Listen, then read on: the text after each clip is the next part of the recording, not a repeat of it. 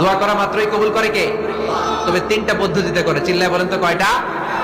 যখনই যা চাইবেন আল্লাহ বলে দেব দেব দেব দেব না, কখনো বলে না। তিন পদ্ধতিতে কবুল হয়। পদ্ধতি নাম্বার 1, কোন বিষয় আল্লাহর কাছে চাইলেন, দোয়া করলেন, আল্লাহ বলে দেব দেব বলেই তিনি দিয়ে দেয়, ফলে আপনি পেয়ে যান, আপনি খুশি। সুবহানাল্লাহ পড়েন।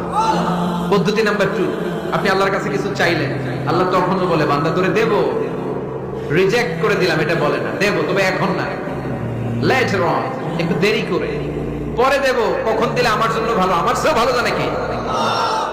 তাহলে মাঝে মাঝে সাথে সাথে দেয়, মাঝে মাঝে দেরি করে দেয়। পদ্ধতি নাম্বার 3, আল্লাহর কাছে দোয়া করলেন, আল্লাহর কাছে কায় মনোবাক্যে চাইলেন, তখনও আল্লাহ বলে বান্দা আমি দেব, তুই নিরাশ হইস না, তবে এখন দেব না, দেরি যেদিন বিপদে পড়ে যাবি ওই দিন দেব।